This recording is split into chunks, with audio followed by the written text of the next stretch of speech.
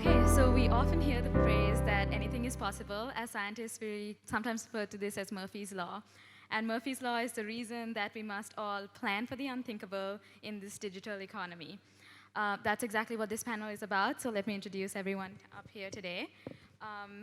Joining us on this panel today is Mr. Jeevan Jnanam, who is the Executive Director of St. Anthony's Industries Group.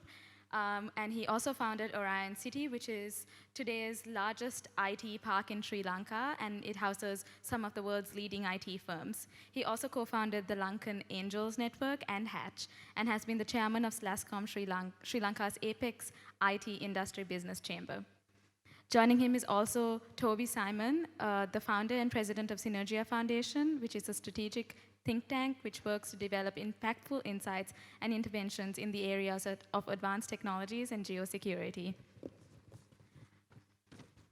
Our moderator for this panel is Hiran Ambuldeniya. Hiran has 12 years of experience in investment banking and strategy consulting with Goldman Sachs, McKinsey & Company, and York Street Partners. He's a partner at Ironwood Capitals and M Venture Partners. Welcome, panel. Thanks, Ursula. Hi, everyone. Good afternoon. One more panel after us, and then we're on a boat. So thanks for your patience and bearing with us. So the topic for today's discussion was planning for the unthinkable in the digital economy. So first, I'm going to caveat all of this by saying when I got this panel topic, the thing that went through my mind was like, oh, crap, I am the last person in the digital economy. I've generally been a laggard.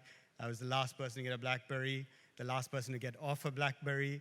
And I'm very fortunate today to have Jeevan and Toby with me, who will be described as certainly forward-leaning in the digital economy. So, okay, digital technologies today omnipresent in everything that we do. Mobile phones have taken over our lives. They are the way that we interact with people. They are the way that we transact. It's the way that we make payments, the way that we monitor our health. It's everywhere. On top of that, you have the confluence of AI, 5G, quantum computing, and a whole bunch of things that are only accelerating the pace of this change.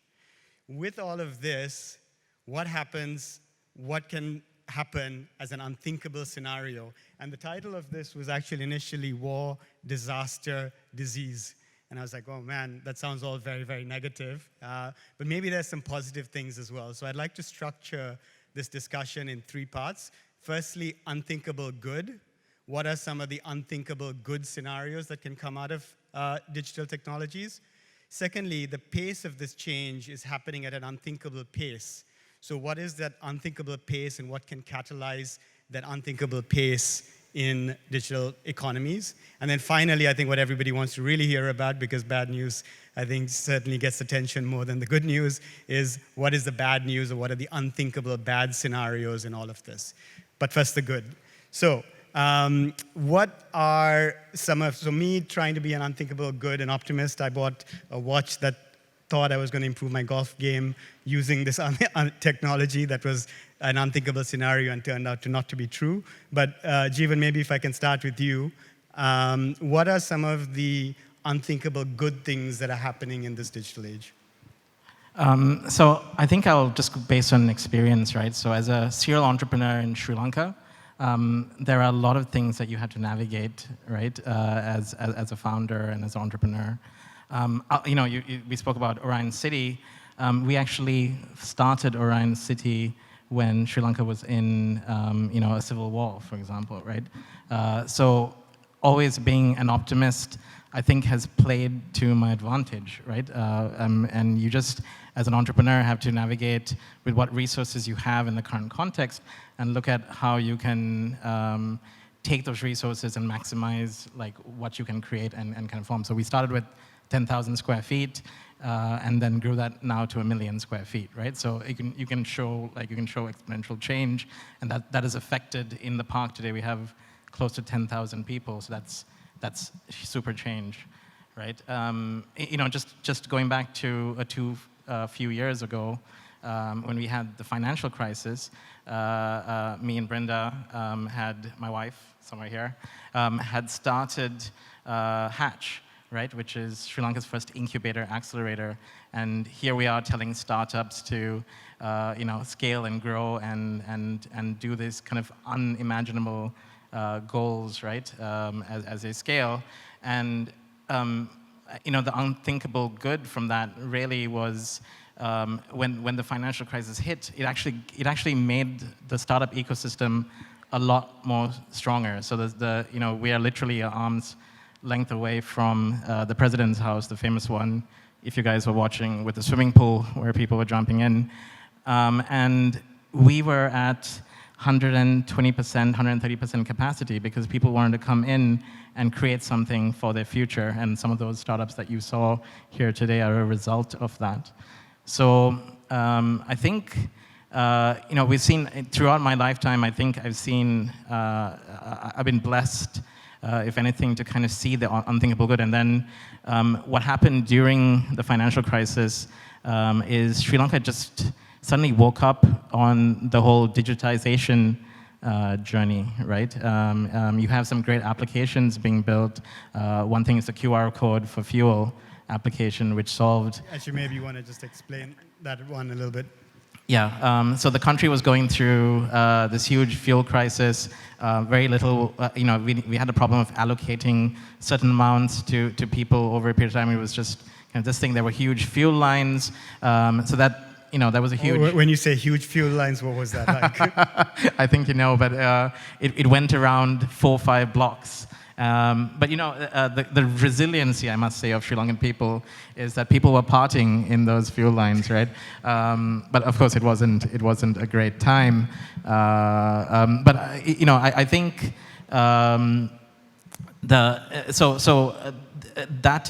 for example, the QR code digitization problem, which Dialogue and I believe it was MIT solved, kind of accelerated. People were hungry, were like, hey, is there a better way to do things?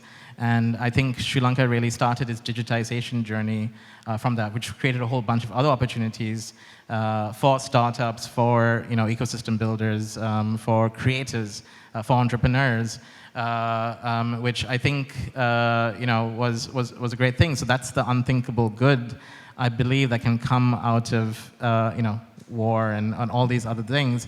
But I think as an entrepreneur, it's always just having that mindset of, hey, there's a better way, and collaborating and working with people to kind of grow that and take that forward. Amazing, thanks. And just to tell you about that fuel crisis thing, essentially people in Sri Lanka sat in a queue for 5 days to get maybe a half a tank of fuel at the peak of that trouble. And then when this QR code system came in, you basically knew that you could go and show your QR code and get your quota, and you didn't have to stay in a queue for 5 days. So it completely transformed overnight, what was otherwise a crisis situation into actually a good situation. So that's a great example of kind of leapfrogging with technology in an unthinkable good situation. Toby, anything else you want to add to that unthinkable good? I know you've got a lot more on the other side of the equation, but I don't want to miss the opportunity to ask you as well. I think he has covered that. Okay, very good. So maybe just to move on then a little bit into, one of the things that's happening as part of this is the pace of change. And we saw this last November when GPT was just released, and the uptake and the pace at which, people were getting on that 100 million people, users within a month, unprecedented. So there's an unthinkable pace at which this change is happening as well. And so I'd just like to spend a moment talking about that pace of change, and any comments that both of you all have on either the pace of the change and what's unthinkable about that, or what are some of the actors that are supporting that pace of change. I think, again, this is driven by Clayton Christensen's digitization, and thinking about how you take a real-world asset, and if you digitize it, you're able to then kind of exponentially create change, right? So what's really taking things to the next level is that everything is getting digitized. Real-world assets,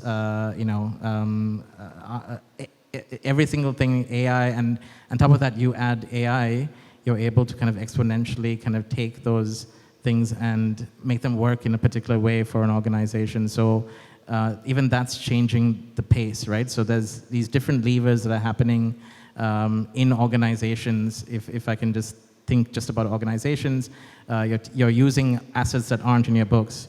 You're using algorithms to do a lot of work that is usually there'll be someone kind of pressing yes, right? And you're kind of automating that. You're leveraging crowd to do some of the work and create systems to this thing. So all of this coming together within an organization is creating that unprecedented change, which is accelerating growth, right? And as a business, I'm just primarily talking from from an entrepreneurial perspective. You're constantly thinking about why am I not moving faster, quicker, better, using these tools that are available, and now things like ChatGPT, LLMs. If you were to involve ChatGPT and LLMs into your workflow, in your current workflow, you can automate so much. I'll just give you a very simple example. Accounting, right? Every business does it. A simple entry, where you start off is the double entry in your accounting process. And today we have systems using Gen AI where you can read any invoice. You can then automatically distinguish to which debit, which credit, using generative AI because it understands the context of that invoice. And then you have someone saying, let's click approve, yeah, this is right. And then inversely, you're training it, right? So once you build that, you don't have to think about double entry anymore, right, in your business. I'm just using a very small, lame example, but I'm just saying, once you start involving generative AI in different places in your business, you can think about how can you scale your business and how can you kind of grow it, right? So, that's how I'm seeing unprecedented change in it. Thanks, Toby. Yeah, let me give a flip side to this, since Hiren, you brought out the whole aspect of ChatGPT. The one risk that older countries have is the risk of being colonized in minds. Because what ChatGPT is able to drive are from those data that has already been archived. And old countries like India, probably Sri Lanka, they don't have their history, their documents archived. So when you go into ChatGPT and you say something, you put something about India, you will get very different perspectives, not what we are thinking about here. So it's not only India. I'm sure you say something about Sri Lanka. They don't have information. Now the challenge for these countries will be how do you put a lot of data back in? So it's about how is your mind space going to be occupied? Is it going to be an entirely, let's say, Western American way of thinking? Nothing wrong, but you got to be mindful that it is going to be a particular way in which the data has been archived. So this is some sort of a concern that came in. There's a lot of discussions in Delhi about this. What do we do when there is a problem like this? So I just thought I'll just mention this. Amazing. Well, I think that's a good segue, Toby, into. So when I started getting the brief for this panel, I talked to each of the panelists, and when I started talking to Toby, I realized that here was a guy who has written a paper with the chief of Homeland Security in the United States about things like the dark web and digital darkness, and I got very scared.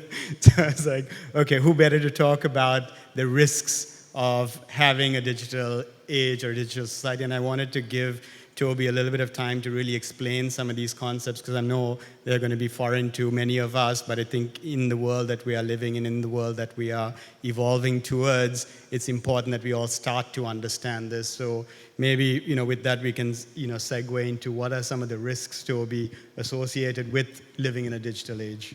You'll allow me to use the Please, podium. yes.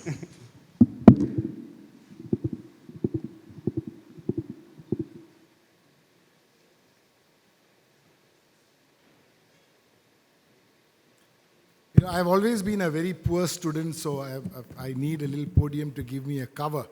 So I hope that is okay with you, but I will keep my time, and I promise you that. I just wanted you to look at these two, what do you make out of this? Can anybody take a quick guess?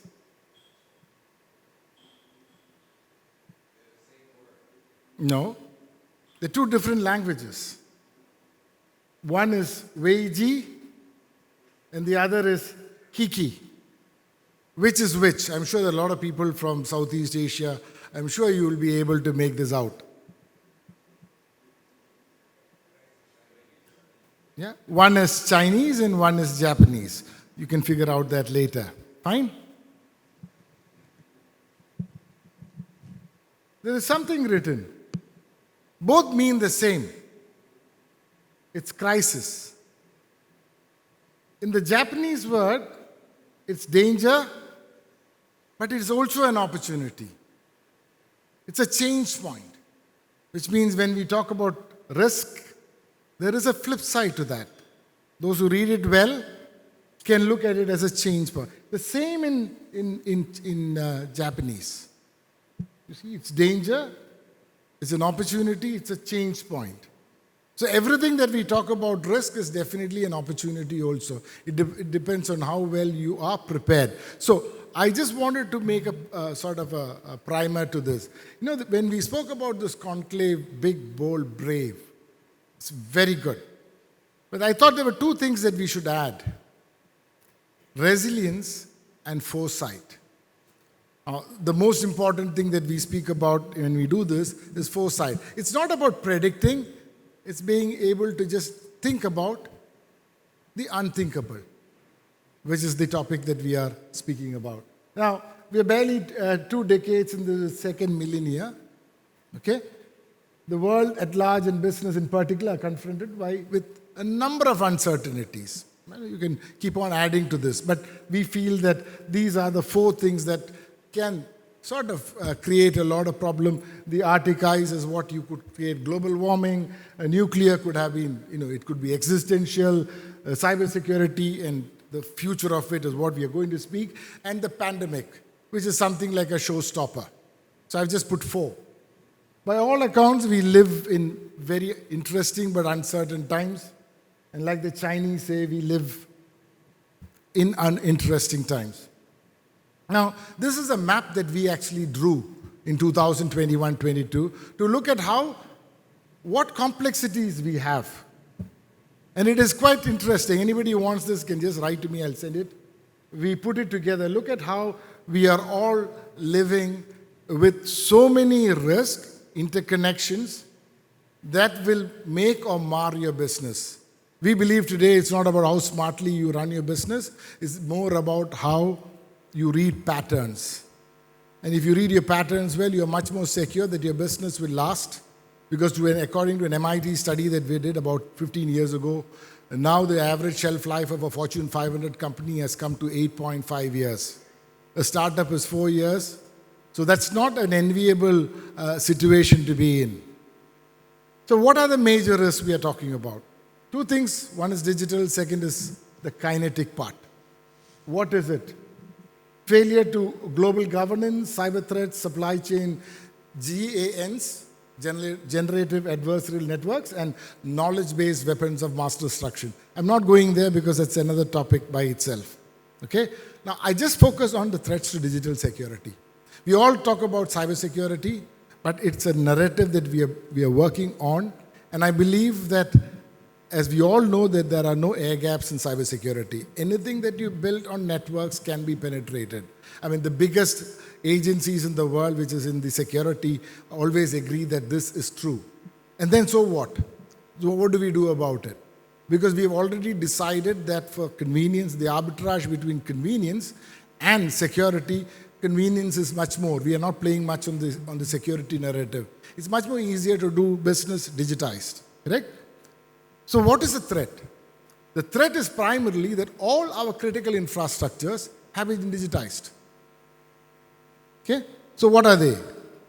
All your banks, financial institutions, your manufacturing companies, telecom companies, healthcare, aerospace, satellite, pharmaceutical, R&D, academia, power and utilities. You can keep on adding. Tell me one industry that is not, even a startup. You build IPs in your startup, but you put it on your net. So you can work 5 years and somebody can steal it and go. So what is the threat? All data that is valuable can be hacked. There is no air gaps in cybersecurity. That's for sure. Would anybody like to challenge that? Has anybody been able, can anybody say here, military, intelligence, companies, that no, my company cannot be hacked? No, so we accept it. We are not in denial about it, correct? So all data that is valuable, if it is not valuable, nobody would come to hack you. If it is going to be hacked. Okay? What is the strategy of the person who attacks?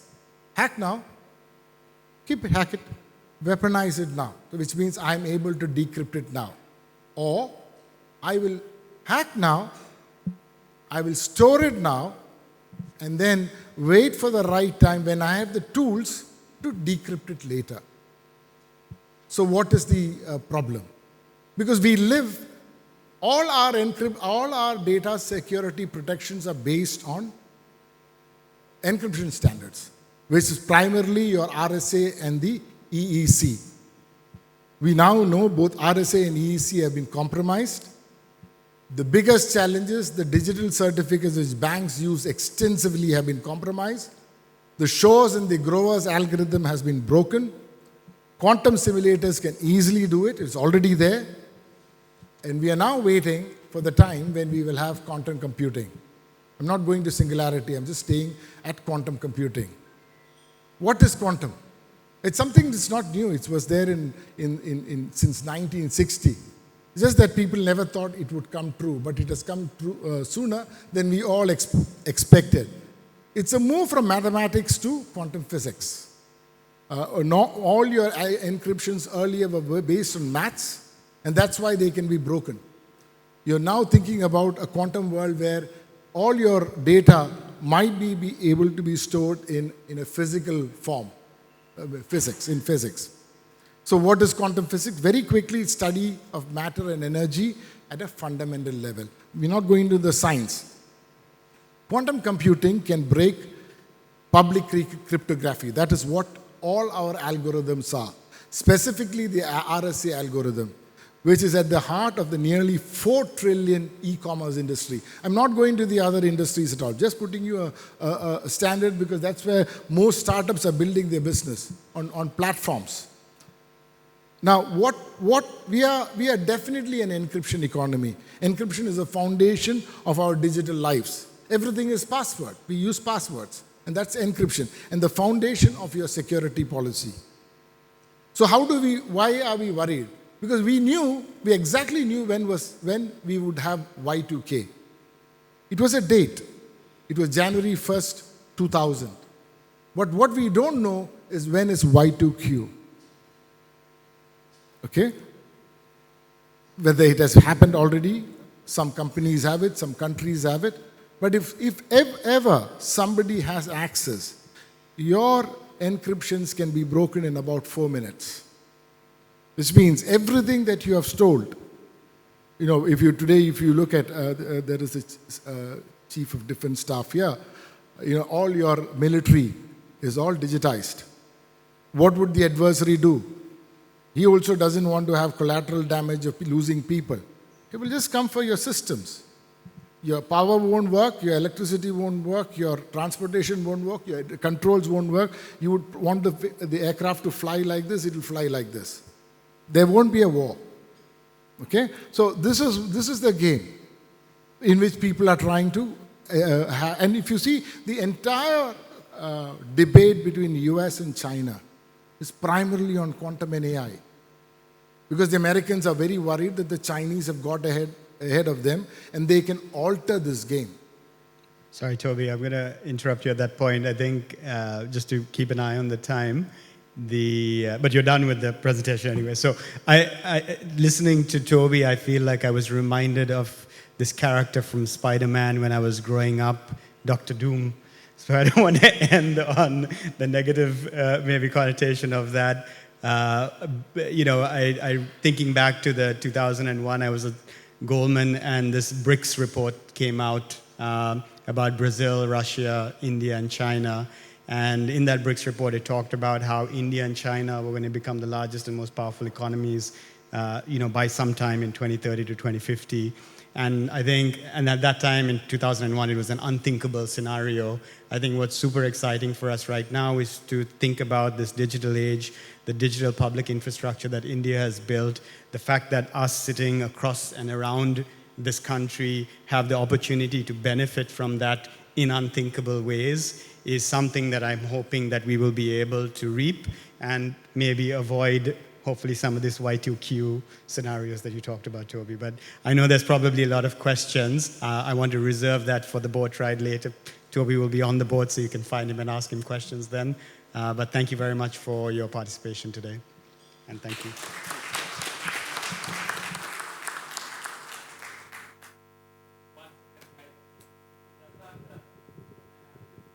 Some gifts for our panelists.